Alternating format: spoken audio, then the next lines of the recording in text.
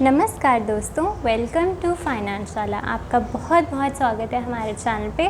अगर आप इस चैनल पे नए हैं, डोंट फॉरगेट टू सब्सक्राइब ताकि आपसे कोई भी वीडियो आगे ना छूटे। चलिए चलते हैं आज की टॉपिक की तरफ। आज हम एक पर्टिकुलर म्यूचुअल फंड कवर करने वाले हैं जिसका नाम है SBI कॉन्ट्रा फंड।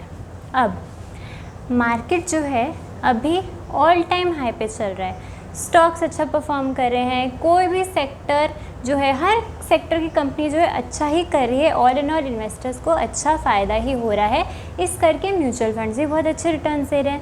मगर अगर किसी को आज इन्वेस्ट करना है, अभी हाल फिलहाल में पैसा इन्वेस्ट करना है, तो कहाँ करें? ऐसी जगह करना चाहिए जहाँ पे वैल्यू है, जहाँ पे सेक्टर जो है, पूरा सेक्टर, एक कंपनी नहीं, एक कंपनी अच्छा परफॉर्म नहीं करी तो मतलब उस कंपनी के अंदर प्रॉब्लम है।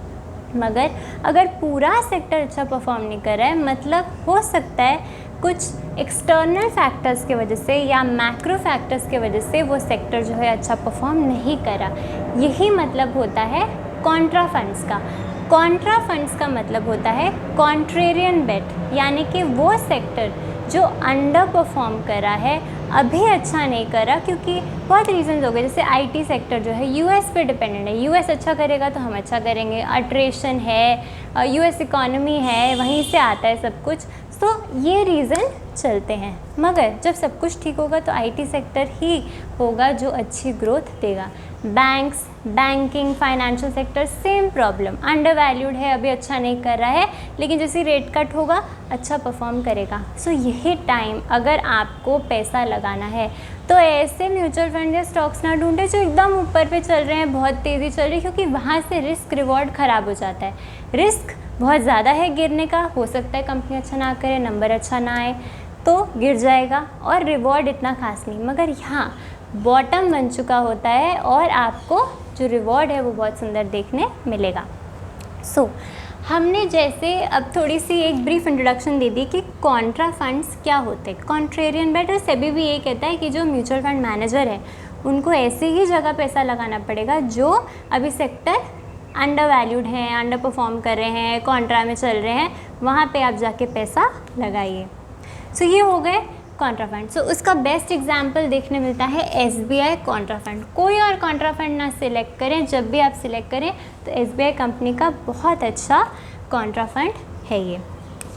ओके, सेकेंड इम्पॉर्टेंट थिंग आपने ये ध्यान में रखना है, क्योंकि सेक्टर्स अंडर परफॉर्म कर रहे होते हैं तो हमें पता नहीं होता कि कब अच्छा परफॉर्म करेंगे। जब भी आप यहाँ घुसें तो लंबे समय का होराइजन लेके चले, शॉर्ट टर्म में बिल्कुल ना आए। फिर शॉर्ट टर्म में आना चाहते तो मोमेंटम, स्मॉल मिड, जहाँ तेज़ी है वहाँ जाएँ, लेकिन लॉन्ग टर्म के लिए आए हैं तो ही आप यहाँ आएँ, क्योंकि यहाँ पे आपको बहुत अच्छे रिटर्न्स मिलेंगे। मगर लॉन्ग टर्म में, क्योंकि अभी कंपनीज जो है वो अच्छा परफॉर्म नहीं कर रही होती। यही पूरा एम होता है म्यूचुअल फंड का कि ऐसी जगह पैसा डालें जहाँ पैसा बनना बाकी है।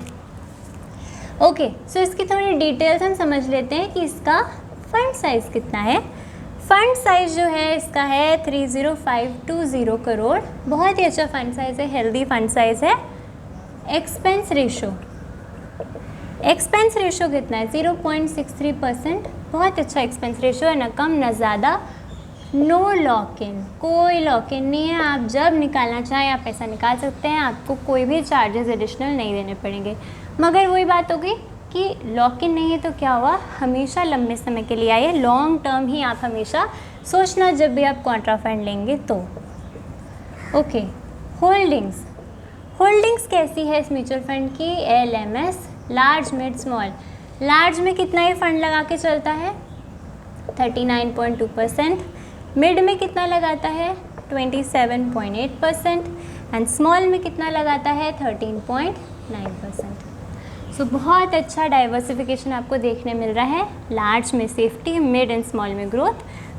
Good diversification. एंड डेट में भी कुछ लगा हुआ है। डेट एंड कैश में 19.2% पैसा जो है वो लगा है। हो सकता है फंड मैनेजर थोड़ा पैसा लेके बैठे हैं, सोच रहे होंगे कि कहाँ लगाएं। ये कुछ है डायनामिक्स इस म्यूचुअल फंड के। ओके, नाउ कुछ कंपनीज़, अब कौन सी कंपनीज़ में यहाँ पे निवेश हो चुका है?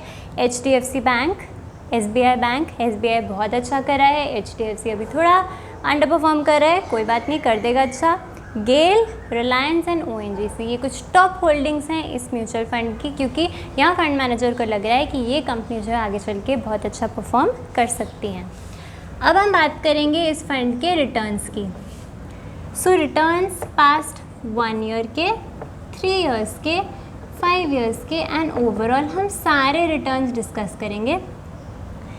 एक साल में इस फंड ने 50.4% कमा के दिया है, 3 इयर्स में इस फंड ने 30.7 कमा के दिया है, 5 साल में 29.4% दिया है एंड ओवरऑल 18.3% दिया है। सो गुड रिटर्न्स आपको दिख रहे हैं।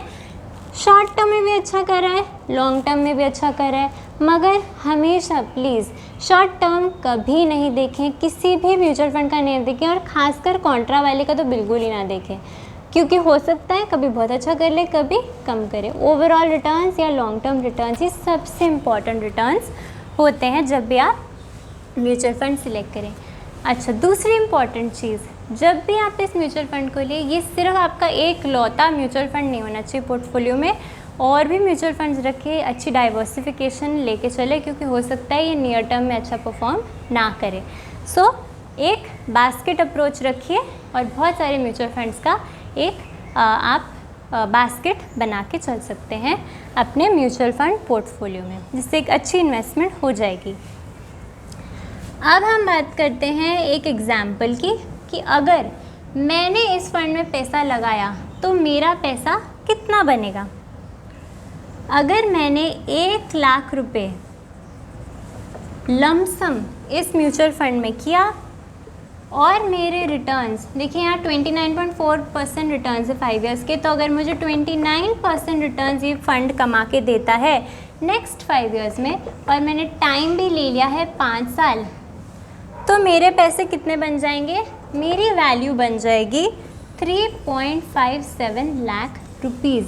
यानी कि आपने 1 लाख रुपए का लमसम किया, 29% के रिटर्न्स इस फंड ने कमा के दिए, नेक्स्ट 5 इयर्स में क्योंकि पास्ट में भी ये इतना ही कमा रहा है, तो मेरी वैल्यू 1 लाख की कितनी बन गई? 3.5 लाख, जो कि बहुत अच्छी रिटर्न्स है अगर मैं 5 साल इतना टाइम लगा के चलूँ।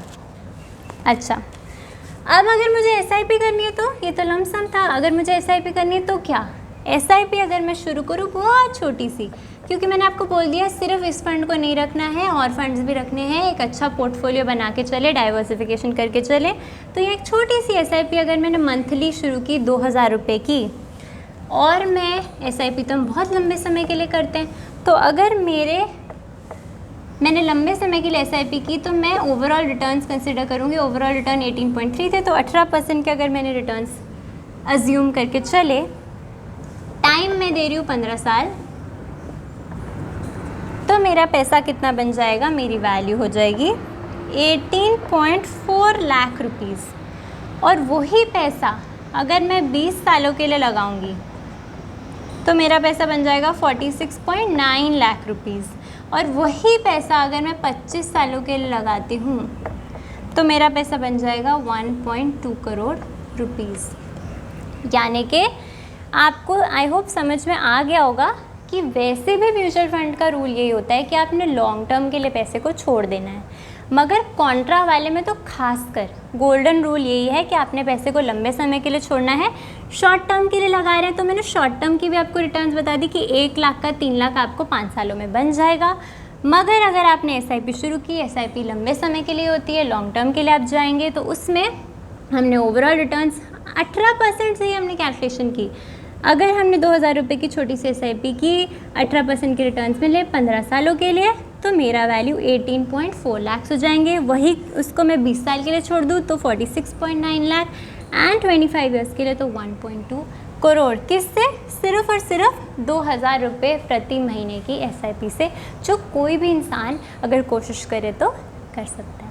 दैट मीन्स इन्वेस्टमेंट बहुत ज़रूरी है पैसे को ग्रो करने के लिए, आप ये हमेशा ध्यान रखिए। वीडियो आई थिंक थोड़ा सा लंबा हो रहा है और फर्दर डिस्कशन नहीं करेंगे, जिस्ट मैंने बता दिया है, फंडामेंटल्स बता दिए, एग्जाम्पल से भी कवर कर दिया है कि इस फंड को आप एक one of the mutual funds अपने बास्केट में रख सकते हैं। एंड हमेशा ये याद रखिए कि ये रिकमेंडेशन वीडियो नहीं है, एजुकेशन पर्पज़ के लिए, इन्फॉर्मेशन पर्पज़ के लिए अपनी रिसर्च एंड एनालिसिस खुद से ज़रूर करें। सो आई होप आपको वीडियो समझ में आई, कोई डाउट नहीं रह गए हैं। कोई भी डाउट है ज़रूर कमेंट करके मुझसे पूछ लीजिएगा। So thank you so much for watching. तब तक के लिए बाय।